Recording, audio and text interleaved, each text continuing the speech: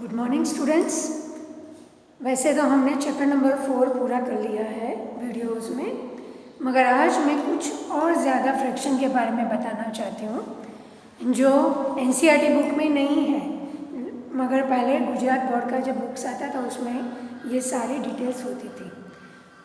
ये आप सीखे बगैर ना रह जाओ, इसलिए मैंने इसका अलग से वीडियो बनाया है। इसको आपको आना तो ज़रूरी है, आपको आना ही चाहिए, इसीलिए ये वीडियो मैं बना रही हूँ। चलो, फ्रैक्शन के बारे में तो जो हमने सीखा है वो तो है ही, उसके ऊपर और क्या है वो देखो। आज हम सीखने वाले हैं like fraction, unlike fraction, proper fraction, improper fraction, mix fraction. और उससे आगे मिक्स फ्रैक्शन को कैसे इम्प्रॉपर में कन्वर्ट करते हैं और इम्प्रॉपर को कैसे मिक्स में कन्वर्ट करते हैं। ये जो इम्पोर्टेंट टॉपिक है, इम्प्रॉपर में से मिक्स में और मिक्स में से इम्प्रॉपर में। आपने मिक्स में से इम्प्रॉपर में तो सीख लिया है, आज आपको अलग से सीखना है इम्प्रॉपर में से मिक्स कैसे करते हैं। पर उससे पहले हम देख लेते हैं कि किसको लाइक फ्रैक्शन बोलते हैं, किसको अनलाइक बोलते हैं। चलिए मेरे साथ देखिए। लाइक मतलब सरीखा, अनलाइक मतलब जो सरीखा नहीं है, नहीं है। ये देखिए, लाइक किसको बोलते हैं, जिसके नंबर्स में डिनोमिनेटर सेम रहते हैं। ये देखो एग्जांपल, ये तीनों में डिनोमिनेटर सेम है, तो इसको हम बोलेंगे लाइक फ्रैक्शन। अनलाइक किसको बोलते हैं, जो सरीखा नहीं है। सरीखा मतलब क्या, डिनोमिनेटर सरीखा नहीं है। देखिए इसका डिनोमिनेटर 7, इसमें 7, तीनों का डिनोमिनेटर अलग अलग है, तो ऐसे फ्रैक्शन को बोलते हैं अनलाइक फ्रैक्शन। याद करिए, असेंडिंग और डिसेंडिंग में जब डिनोमिनेटर सेम रहते थे वो हुए थे लाइक फ्रैक्शंस, और उसको हम न्यूमरेटर की वैल्यू से ही अरेंज कर लेते थे। और बाकी एग्जाम्पल ऐसे थे जिसके डिनोमिनेटर अलग अलग थे, तो हमने डिवीजन करके वैल्यू फाइंड आउट करके किया था, तो तब जो हमें दिया था वो था अनलाइक फ्रैक्शन। समझ में आया? लाइक मतलब जिसके डिनोमिनेटर सेम है, और अनलाइक मतलब जिसके डिनोमिनेटर अलग अलग है, डिफरेंट है। उससे आया proper fraction and improper fraction. Proper मतलब बराबर है, प्रॉपर का मतलब क्या है, बराबर। बराबर फ्रैक्शन है और जो बराबर नहीं है। बराबर है कि नहीं वो हम कैसे डिसाइड करेंगे, तो आप तो जानते हो फ्रैक्शन मतलब क्या, कोई भी एक चीज़ का आप पीस करते हो, इक्वल पीस, और उसमें से जितना लेते हो बराबर, उसके हिसाब से फ्रैक्शन लिखा जाता है।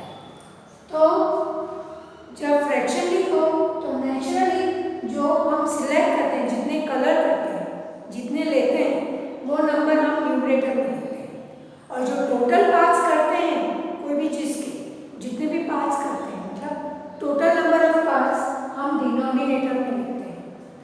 तो ऐसे केस में हमेशा न्यूमरेटर डिनोमिनेटर से या तो कम रहेगा या इक्वल रहेगा, पर इक्वल हुआ तो वो 1 हो जाता है। तो फ्रैक्शन किसको बोलते हैं, जिसमें न्यूमरेटर स्मॉल हो डिनोमिनेटर से, तो उसको बोलते हैं प्रॉपर फ्रैक्शन। प्रॉपर मतलब न्यूमरेटर डिनोमिनेटर से स्मॉल है, तो हुआ प्रॉपर फ्रैक्शन।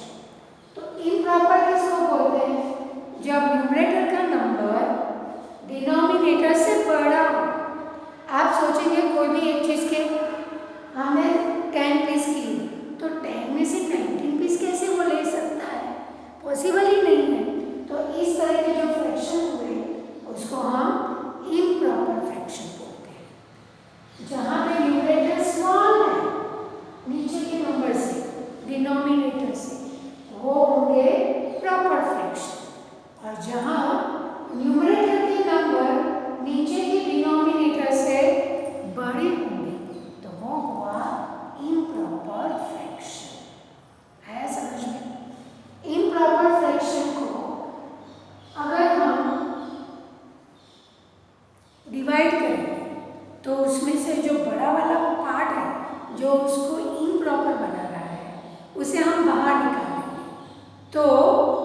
जो बाकी बचेगा वो प्रॉपर फ्रैक्शन होगा। देखिए इस तरह से हम सीखेंगे। ये हमने देखा हुआ है, फ्रैक्शन सॉल्व किया था, इस तरह के फ्रैक्शन हमको दिए थे। इसमें जो ये नंबर 2 है, ये 5 है, ये 1 है, जो बाहर है उसको इंटीजर्स बोलते हैं। उसको क्या बोलते हैं? इंटीजर्स। और ये अपना फ्रैक्शन है, देखो 3/4, 6/8, 2/3, ऐसा भी बोल सकते हो उसको, 3/4, 6/8, 2/3, ऐसे भी बोल सकते हो उसको।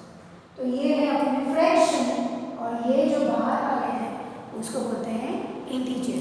इसमें इंटीजर भी है, फ्रैक्शन भी है, दोनों है, इसलिए इसको बोलते हैं मिक्स फ्रैक्शन। मिक्स मतलब इकट्ठा है, ભેગું છે બધું, એટલે એને શું કહેવાય? Mix fraction. મિક્સ ફ્રેક્શનમાં શું ભેગું આવે છે? ઇન્ટીજર અને ફ્રેક્શન.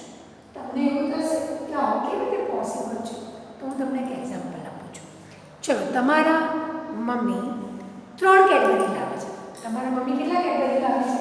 3, 1, 2 અને 3. બરાબર? અને તમે આ 2 કેડબરી ઓલરેડી ખાઈ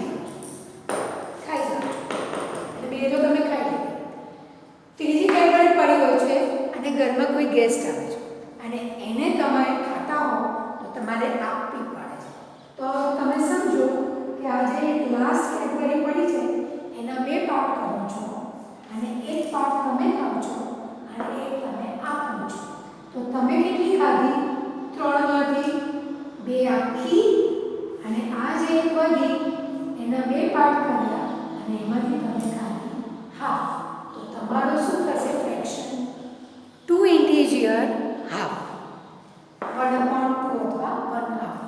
2 ઇન્ટીજર 1/2. આ થયો મિક્સ ફ્રેક્શન.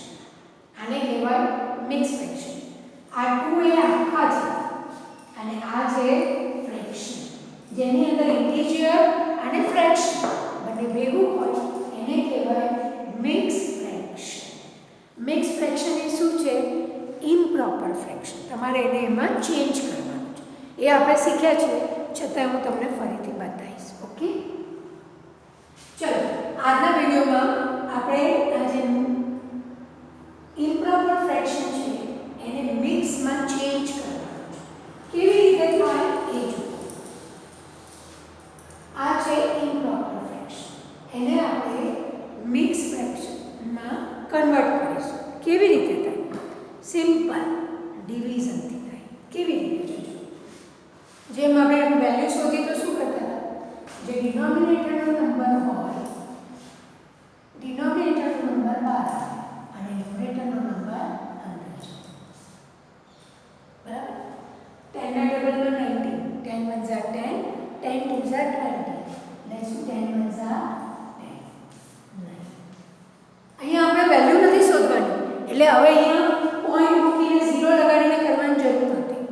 બસ પતી ગયું, સ્ટોપ. હવે જોજો, હા, આ જે ન્યુમરેટરમાં 10 છે એ ડિનોમિનેટરમાં 10 છે, એ 10 તમારે લખવાના છે. આ 10 ડિનોમિનેટરમાં આ જે 10 છે એ નીચે આવશે. રિમાઇન્ડર કેટલું વધ્યું છે? 9. તો આ જે રિમાઇન્ડર છે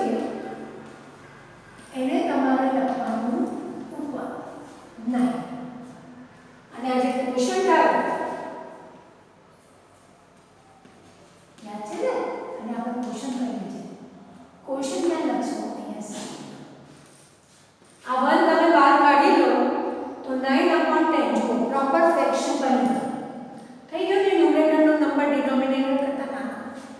તો કેવી રીતે બન્યું? તો કે એમાં જે આખું હતું હોલ એ હતું 10 1 ઝા 10, એ આપણે લઈ લીધું તો 9 જ વધ્યું અને 10 આ રીતે ગોઠવો એટલે હોલ બહાર આવી જાય. હોલ એટલે આખું બહાર આવી જાય તો જે બચે એ પ્રોપર ફ્રેક્શનમાં થઈ જાય. અને આને કહેવાય ઇમ્પ્રોપર ફ્રેક્શન. આને લખાય કેવી રીતે? ક્વોશન્ટ સાઈડમાં આવે, રિમાઇન્ડર ઉપર જાય અને આ જે આપણું ડિવાઇઝર છે ડિનોમિનેટર એ નીચે આવે. તમે આને ડિનોમિનેટર પણ કહી શકો છો અને ડિવાઇડ પણ કહી શકો છો, જેનાથી આપણે ડિવાઇડ કરીએ. ઓકે, બંને સેમ છે. આ રીતે એને તમે કરો તો આ જે ઇમ્પ્રોપર ફ્રેક્શન છે, જેમાં ન્યુમરેટર મોટો છે ડિનોમિનેટર કરતાં, એને તમે ફરી પાછું પ્રોપર ફ્રેક્શનમાં મૂકી શકો છો. કેમ? તો તેમાંથી જે આખું હતું એ આપણે લઈ લઈએ. ચલો, એવી રીતનું તમે બીજું કરી લો. આ એક એક્ઝામ્પલ બીજું 16/9. 16 9.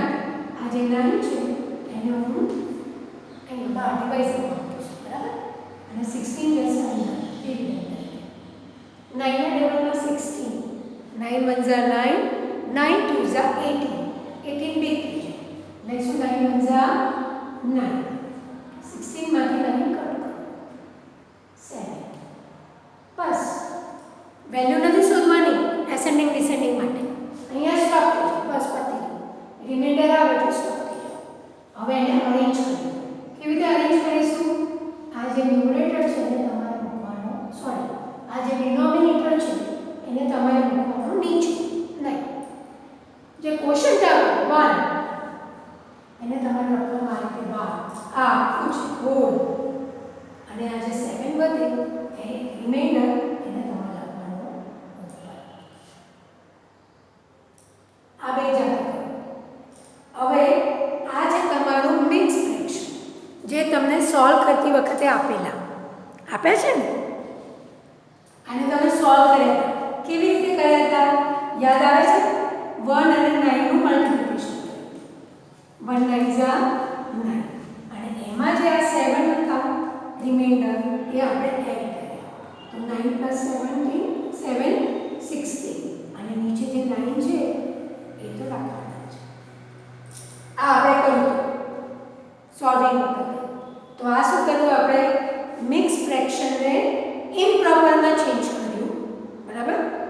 અને ઇમ્પ્રોપરને મિક્સમાં કર્યું. ઇમ્પ્રોપરમાંથી મિક્સ કર્યું અને મિક્સમાંથી પાછું ઇમ્પ્રોપર કર્યું. તો આ રીતે થાય. આ તમે ઓલરેડી શીખ્યા છો સોલ્વિંગ વખતે. આ મેં તમને નવું શીખવાડ્યું. શું? આવી રીતે જો ઇમ્પ્રોપર હોય, જેમાં ન્યુમરેટર નંબર મોટો છે, એને આ રીતે તમે ડિવાઇડ કરો અને આ રીતે ગોઠવો ક્વોશન્ટને બહાર, રિમાઇન્ડરને ઉપર અને ડિનોમિનેટરને નીચે. તો એ બની જાય મિક્સ ફ્રેક્શન. સમજાયું? થોડી પ્રેક્ટિસ કરજો. વિડીયો 2-3 વાર જોજો. ના સમજાય તો ચોક્કસ આવડી જશે. તમે આ શીખ્યા હતા આપણી ઓલિફિકની બુકમાં, આપણે આ શીખ્યા હતા, પણ આ શીખવાનું બાકી હતું. એને સ્પેશિયલ વિડીયો મેં આ શીખવાડવા માટે કર્યો હતો. બરાબર? સમજાઈ ગયું? લાઈક અનલાઈક એટલે ડિનોમિનેટર સાથે લાઈક, ડિનોમિનેટર જુદા જુદા, અનલાઈક. ન્યુમરેટરનો નંબર નાનો તો પ્રોપર, ન્યુમરેટરનો નંબર મોટો તો ઇમ્પ્રોપર. અને ઇમ્પ્રોપર હોય તો એમાંથી જે આખું હોય એ કાઢી લો, તો પછી જે વધશે એ પ્રોપર ફ્રેક્શન થઈ જશે. પણ ઇન્ટિજર અને ફ્રેક્શન જે ભેગા થાય તો પછી આપણે એને કહીએ છીએ મિક્સ ફ્રેક્શન. આ મિક્સ ફ્રેક્શનને તમે આ રીતે ઇમ્પ્રોપરમાં ચેન્જ કરી શકો છો અને ઇમ્પ્રોપરને ડિવાઇડ કરીને મિક્સમાં કરી શકો છો. આટલું એક વધારાનું તમારે આ લેસનમાં શીખવાનું હતું. ઓકે, પ્રેક્ટિસ કરજો. ખૂબ ઇઝી છે, આરામથી આવડી જશે. All the best. અને નોટબુકમાં લખજો. All the best.